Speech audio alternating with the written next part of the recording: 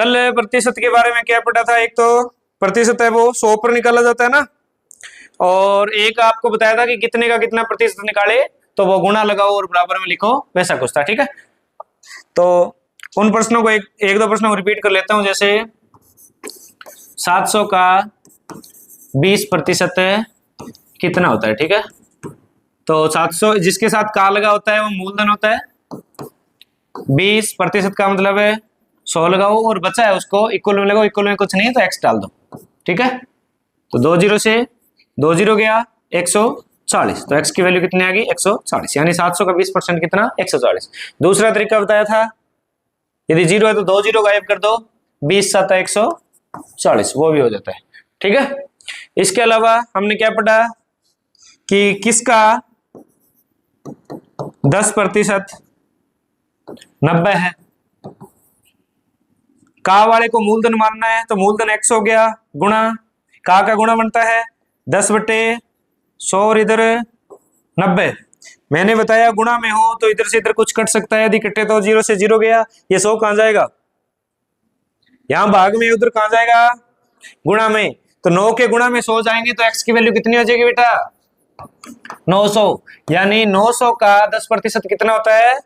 90 होता है। ठीक है, तीसरा इसका क्या सवाल हो सकता है? 700 का कितना प्रतिशत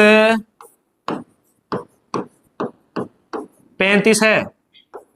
अब की बार प्रतिशत के साथ कितना लगा है तो यहां x आएगा, तो 700 गुणा x प्रतिशत और सामने 35, तो ये 700 गुणा में है, कहां लेके जाने पड़ेंगे? डिवाइड में। इसके अलावा पहले आप ऐसे करो, 700 x प्रतिशत को हटाया 100, ये गया इधर 35। मैंने बताया डायरेक्ट कट सकता है यदि गुणा में है, तो कितनी बार कटेगा? 5 बार, तो x का कितना प्रतिशत आ गया? 5%। 700 का 5% क्या होता है? ये तो 3 होते हैं एकदम नॉर्मल, जो 7वीं क्लास में लग जाते हैं तीनों सवाल। ठीक है, अब धीरे धीरे हम शुरू करेंगे नए सवालों की तरफ। चलो ठीक है, 30 40 से कितना प्रतिशत कम है? दूसरा 40 30 से कितना प्रतिशत अधिक है? आप पहले मुझे ये सोच के बताओ कि क्या इनके उत्तर सेम आएंगे? 30 40 से कितना प्रतिशत कम है और 40 30 से कितना प्रतिशत अधिक है? सेम ही सवाल है, इधर उधर करके लिखा है। आप उत्तर बताओ मुझे, क्या एक जैसे आएंगे क्या इनके?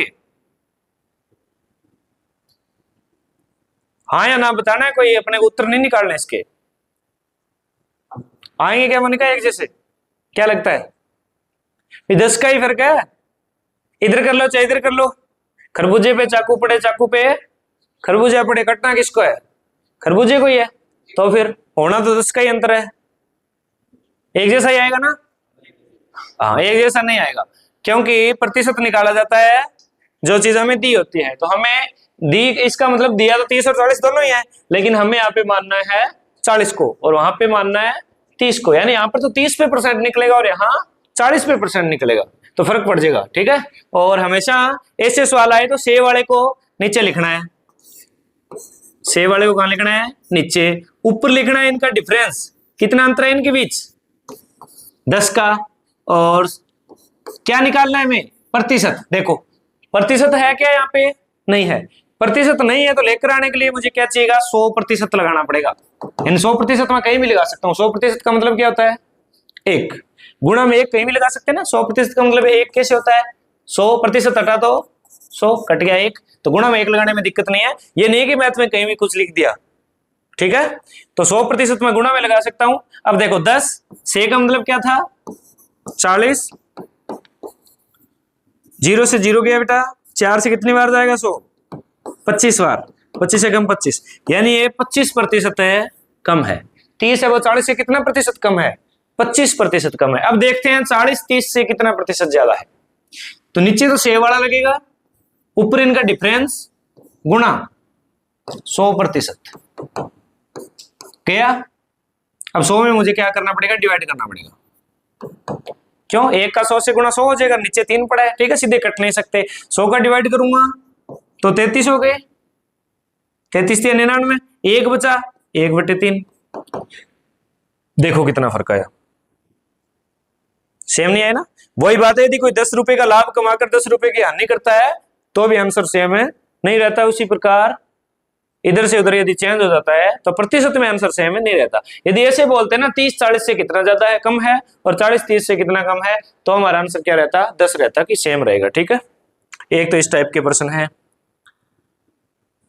फिर आपका प्रश्न है कि x का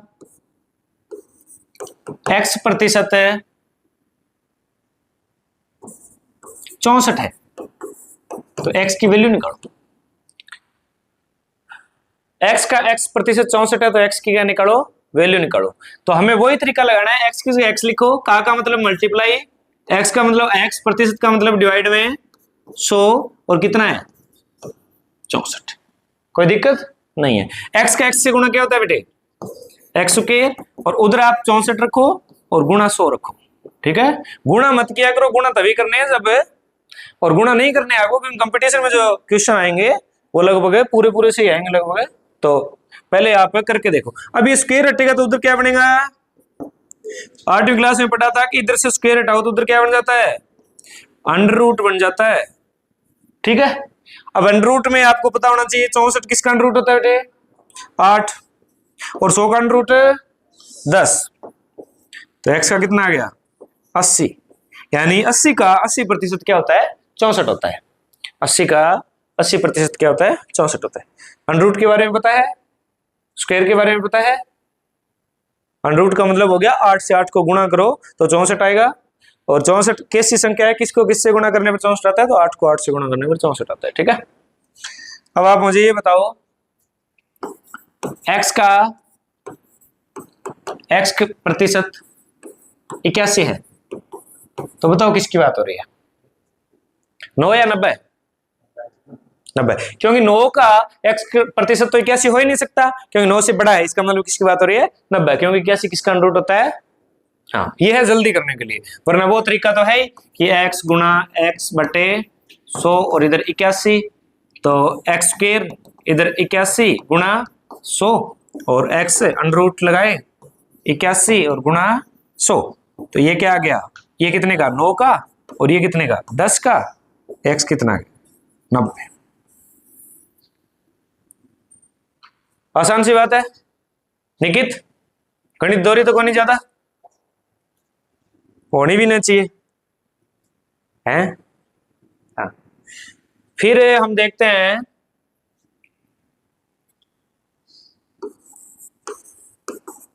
किसके 20% में से 20 घटाने पर 20 बचता है, ठीक है।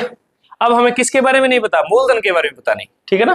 के या का लगा होता है वो क्या होता है? मूलधन, यानी उसे हमें x मानना है, ठीक है। जैसे लाइन लिखी है वैसे वैसे सवाल बनाना है। x के या का मतलब गुणा 20% में से 20 घटाने पर क्या बचता है? 20 बचता है। सवाल बन गया। कोई दिक्कत आई? नहीं आई। तो यहां पे हो गया x गुणा 2/10, और इधर 20 पड़ा है, ये माइनस का 20 उधर जाके क्या बनेगा नया? प्लस का 20 बनेगा। तो x गुणा 2/10, ये कितने हो गए? 40। अब आपको पता है कि x की हमें वैल्यू निकालनी है, तो ये उधर जाके क्या करेगा? पलटेगा या ऐसा ही रहेगा? पलटेगा। 40 है गुणा 10/2, तो 2 से किसी को काट लो, इसको काट लेता हूं 5, 40 5 200, तो 200 के 20% में से 20 घटाओ तो 20 बचता है, ठीक है। क्लियर?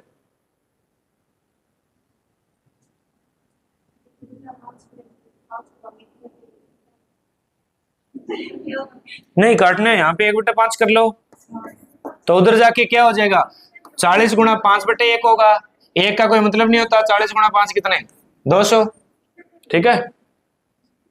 अरे गणित को टबर है वो तो ठीक बता दे यार। वही तो सर्व खतरे प्रोसेस है ना। ये प्रोसेस गणित वाले बच्चों के लिए नहीं है, गणित वाले बच्चे तो यही बता देना चाहिए। चलो ये निकालो आप, किसके 50% में से 50 घटाने पर 50 बचता है। बहुत ही आसान है, बहुत ही सुंदर आंसर आएगा इसका।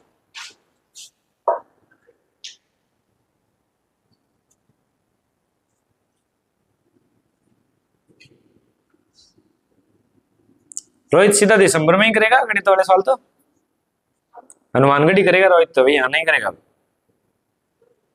सौरभ भी हनुमानगढ़ ही करेगा सीधे, इसलिए गणित नहीं आती। मैं पीपीटी कौन बना लिया जानूंगी गणित की, गणित लिखे बिना नहीं आएगी।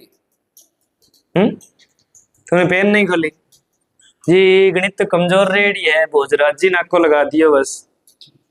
तो गणित कमजोर यही रेडी है, तो पेन 10वीं में कौन चला दो। कितना 200 आ रहा है इसका। अच्छा, और एक और करके देख लो, 30% में से 30 घटाने पर 30 शेष बचता है। किसके 30% में से 30 घटाने पर 30 शेष बचता है।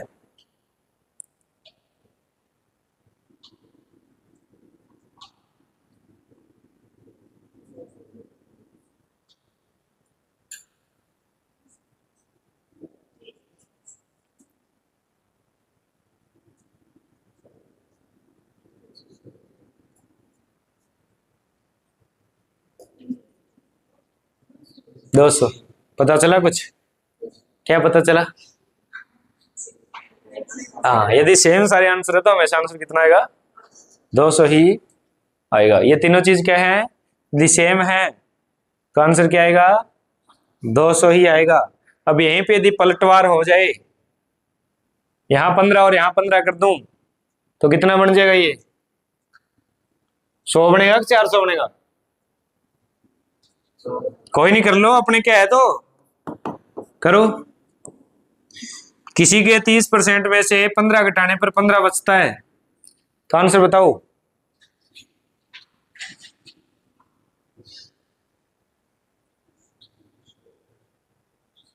सौ बच रहा है ना। यहां पे 60 कर दूं, 30% में से 60 घटाऊंगा तो 400, यानी सेम होने पे उत्तर 200 आएगा। यदि ये डबल हो रहे हैं तो डबल में चला जाएगा, और ये आधे हो रही है तो उत्तर आधे में चला जाएगा। ठीक है, यदि ये इससे आधे हैं तो आंसर 100, इससे डबल है तो 400, और इसके जैसे हैं तो 200।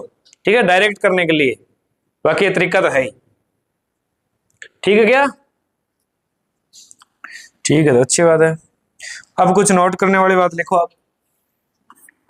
हाँ, 100%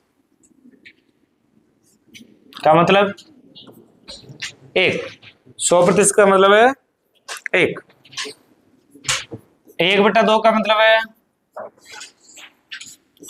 50%, 75% का मतलब बेटे है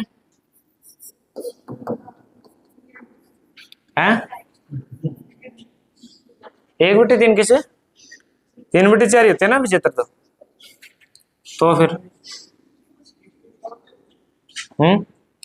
25% बचाना 1/4, 20% में 1/5। ठीक है, गणित में हमारे पास लंबा टाइम है तो धीरे धीरे, ठीक है ना। आज कितने सवाल कराए मैंने, 3। कल कितने करवाए थे, 3, 6 सवाल हो गए। सिर्फ 5 ही लिखा रहा हूं, ऐसे 25 है।